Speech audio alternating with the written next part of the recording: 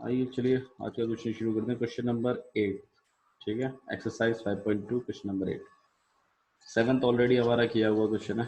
8 question देखो। एक AP है जो कि 50 टर्मों से मिलकर बनी है, सही है। मतलब एक एपी में टोटल कितनी टर्म्स हैं, कितनी टर्म्स है गाइस? 50 टर्म्स हैं, ठीक है। Of which third term is 12। इसका मतलब क्या है? जिसकी तीसरी टर्म की वैल्यू 12 है। तो मतलब A3 तो हमें पता है। Yes sir. अच्छा जी, टोटल टर्म्स कितनी है? 50 है। इसमें से थर्ड टर्म 12 है एंड लास्ट टर्म 106 है। खुशबू, ये 106 कौन सी टर्म है?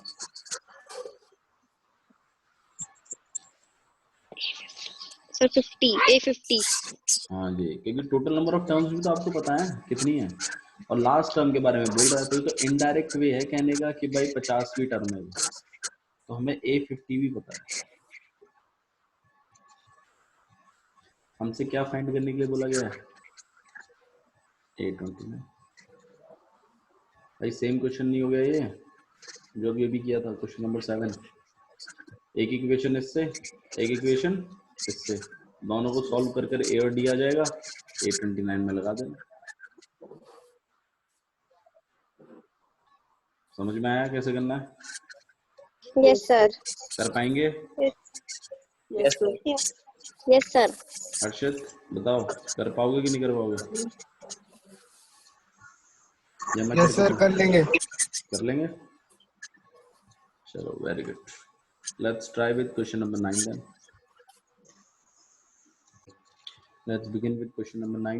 If third term and 9 term of an AP are 4 and -8, क्या मतलब है इसका?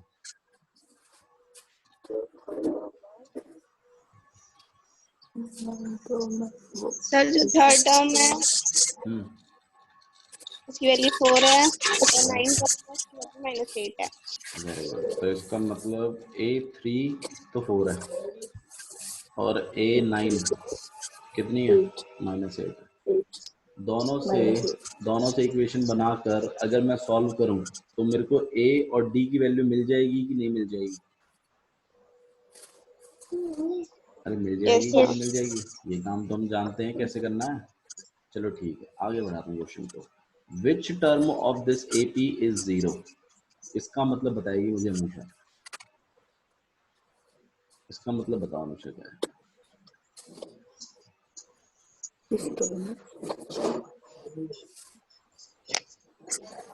विच टर्म किस ऑफ टर्म दिस की वैल्यू 0 होगी? हाँ, इसमें 0 क्या है? वैल्यू, पोजीशन की वैल्यू। हाँ, ये AN है। नहीं आया समझ में? ये AN है। Which term of this AP, इस AP की कौन सी टर्म 0 होगी? तो 0 क्या है? वैल्यू है उसकी। आपको तो मुझे टर्म बतानी है, मतलब पोजीशन बतानी है कि कौन सी पोजीशन पर आएगा ये। क्वेश्चन समझ में आ रहा है क्या? ठीक है, okay. So let's begin. A3 से इक्वेशन कैसे बनेगी? A3 इक्वल टू 4 है। A3 को मैं क्या लिख सकता हूँ? A+2D लिख सकता हूँ कि नहीं लिख सकता? और इसी तरीके से मैं A9 को भी लिख सकता हूँ। भाई A9 है इक्वल टू -8 है। A9 को मैं क्या लिख सकता हूँ? A+ में 8C। सही है, ये इक्वेशन 1 मान लेते हैं, इसे इक्वेशन सेकंड मान लेते हैं। दोनों इक्वेशनों को सॉल्व करते हैं एलिमिनेशन मेथड से। तो A+ में 2D इक्वल टू में 4 और A+ में 8D इक्वल टू में -8। अब साइन चेंज कर दें, यहाँ माइनस, यहाँ माइनस, यहाँ प्लस, ये सेट गया, यहाँ -6D और यहाँ कितना आ गया? 12। D को अकेला कर देते हैं, 12 अपॉन में -6 काट पीट के कितना आ गया? 2। D की वैल्यू कितनी बैठी? -। क्लियर? आ रहा है थोड़ा थोड़ा समझ में?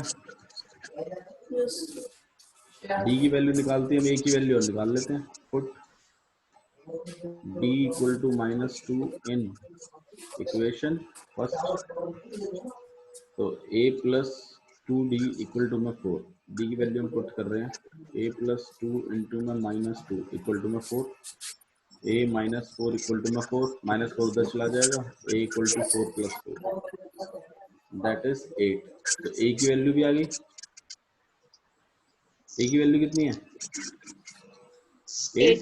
हमसे क्या पूछा है, हमसे ये पूछा है कि जीरो कौन सी टर्म पर आएगा, तो ए एन वाला फॉर्मूला लगाते हैं, फिर एन निकालना है इसका मतलब हमें, A N equal to A plus N minus 1 into D. A N की वैल्यू कितनी है Chandni? Zero. Yes sir, 0। A की वैल्यू कितनी है 8 और डी की वैल्यू कितनी है? वैल्यू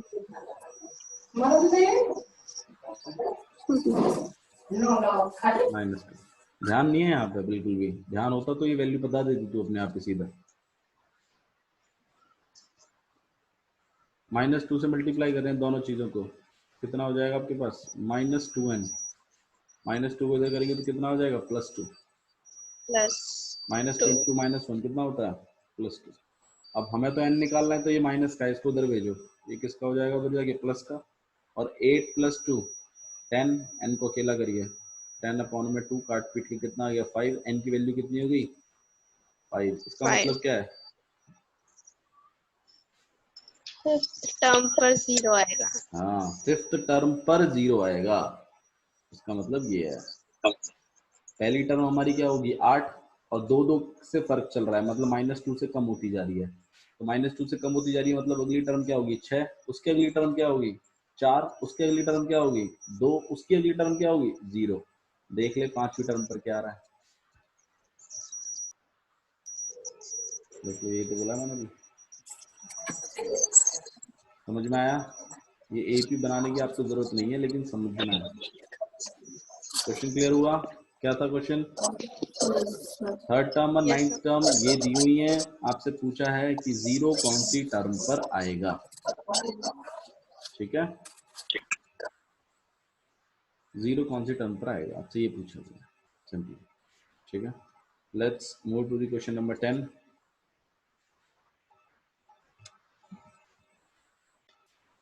ठीक है, क्वेश्चन नंबर 10 देखो, the 17th term of an AP exceeds the 10th term by 7। Khushboo, क्या मतलब है इसका? सर, जो 17 टर्म है एपी की, वो एक्सीड कर रही है, वो हाँ एक्सीड बढ़ कर रही रही है, है। मतलब एक्सीड करना बढ़ना नहीं होता, एक्सीड का मतलब होता है ज्यादा। 17th टर्म एक एपी की 17वीं टर्म 10वीं टर्म से ज्यादा है, कितनी ज्यादा है 7 ज्यादा है। तो इसका मतलब 17वीं टर्म और 10वीं टर्म में जो फर्क है, मतलब सब्सट्रैक्शन जो है, माइनस है, डिफरेंस जो है, वो कितने का है डिफरेंस 7 का डिफरेंस है। तो इसका मतलब ये जो बात है, इससे मैं इस बात को लिख सकता हूँ कि 17th वैल्यू में से अगर मैं 10वीं वैल्यू की माइनस कर दूं, तो मैं इक्वल टू क्या लिख सकता हूँ 7 लिख सकता हूँ कि नहीं लिख सकता, आप ये बताइए। ये बात यही इंडिकेशन देती है कि नहीं देती? एक बार दोबारा देखा, देखो ये बिल्कुल ऐसा है जैसे खुशबू और अनुषा, मैंने बोला अनुषा के नंबर खुशबू से 5 ज्यादा आए हैं, अनुषा और खुशबू के मैथ्स के नंबरों में 5 नंबर का फर्क है, मैंने ये कहा है। तो अनुषा के कुछ नंबर आए हैं, मुझे नहीं पता कितने आए हैं, मान लो ए आए हैं, और खुशबू के के आए हैं मान लो, लेकिन मैं ये कह रहा हूँ कि अनुषा के खुशबू से 5 ज्यादा है, या अनुषा के नंबर खुशबू के नंबर से एक्सीड कर रहे हैं 5। तो इसका मतलब अनुषा के नंबर माइनस खुशबू के नंबर कितने के बराबर है 5 के बराबर। एक्सीड मतलब होता है ज्यादा। फॉर एग्जाम्पल जैसे मतलब कुछ भी लगा लो आप इसमें, जैसे 2 बच्चों के मार्क्स लगा लीजिए, 2 बच्चों के 2 बच्चों की पॉकेट मनी लगा लीजिए, अनुषा को कुछ पैसे मिलते हैं, खुशबू को कुछ पैसे मिलते हैं हर महीने के। अनुषा को खुशबू से 5 रुपए ज्यादा मिलते हैं, 5 रुपए ज्यादा मिलते हैं, तो अनुषा के पॉकेट मनी में से अगर मैं खुशबू की पॉकेट मनी माइनस करूं तो इक्वल टू क्या आना चाहिए? 5. 5 आना चाहिए ना। यही केम है। 17वीं टर्म 10वीं टर्म से 7 ज्यादा है, तो 17वीं टर्म में से अगर 10वीं टर्म की वैल्यू को माइनस किया जाएगा तो इक्वल टू आप क्या लिख सकते हो? 7. भैया ये बात हम इससे कह सकते हैं। अच्छा क्या फाइंड करना है हमें? फाइंड करना है हमें डी, तो हमें डी की वैल्यू निकालनी है।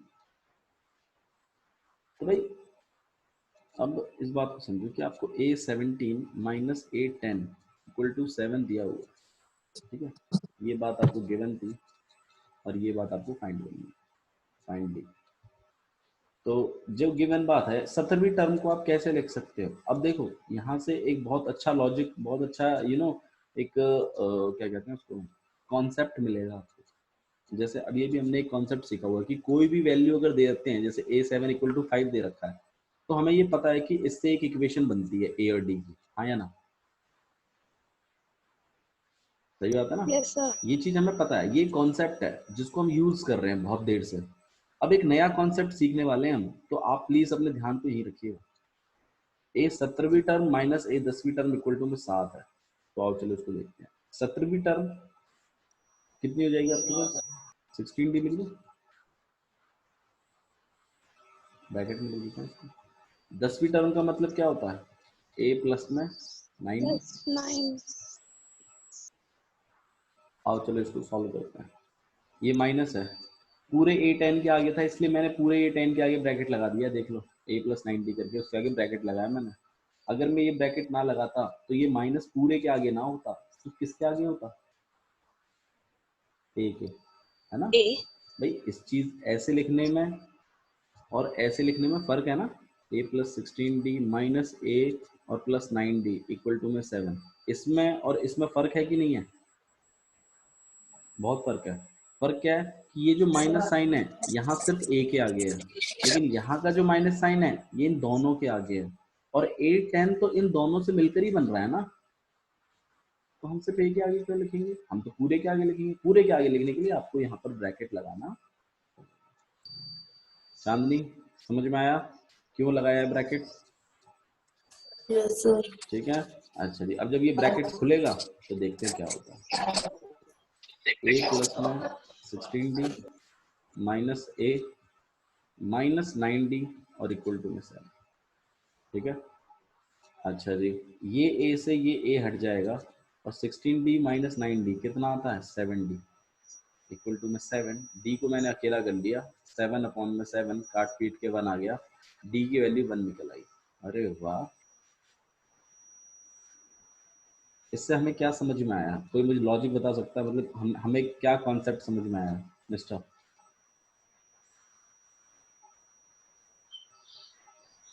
सर कॉन्सेप्ट जो क्या समझ में आया? ये D की वैल्यू 1 आई है, इससे ये पता चल रहा है कि वो हमारा जो ये AP है ये 1 ज्यादा है हर वन टर्म ज़्यादा, में। वो चीज़ तो ठीक है, वो एक अलग बात है। मैं ये कह रहा हूँ हमें इससे ये चीज़ समझ में आई कि अगर आप दो टर्मों की वैल्यूओं को माइनस करते हो, मतलब जैसे मेरे को दो टर्म दे दी, देखो दो टर्म दे दी तब तो हम उनसे इक्वेशन बना के ए और डी निकालते हैं, लेकिन अगर मैं दो टर्मों को माइनस कर दूं, मैं क्या कर दूं उनको माइनस, और उनकी वैल्यूज को ऐसे ऐसे लिख दूं, और जो माइनस करके आ रहा है उसको राइट साइड में लिख दूं, तो इन चीजों को सॉल्व कर कर मुझे डी डायरेक्टली मिल जाता है। इससे ये पता चलता है, मतलब दो टर्मों को अगर आप माइनस करोगे ना तो you will get the value of D. इस बात को ध्यान रखना, बहुत काम आएगा ये चीज भी। अगर कोई सिंगल टर्म दी हुई है ऐसे करके, इससे बनती है इक्वेशन, और अगर दो टर्मों को माइनस कर कर अगर कोई वैल्यू दी हुई है तो इससे मिलता है मुझे डायरेक्टली डी, D. डायरेक्टली मिलता है। देखो जैसे मिला है ना अभी, और ऐसे ही निकालेंगे हम। दो टर्मों को अगर माइनस करने का मौका मिलता है तो you will get directly D. इस बात को ध्यान रखिए। चीजें समझ में आ रही हैं आपको थोड़ी थोड़ी? Yes, sir. ठीक है। तो ये क्वेश्चन आपको मेरे ख्याल से इसमें डी फाइंड करना था, फाइंड द कॉमन डिफरेंस, और डी तो हमने निकाल ही लिया। ठीक है, तो कोई प्रॉब्लम नहीं है इसके अंदर। ठीक है, let's move to the next question.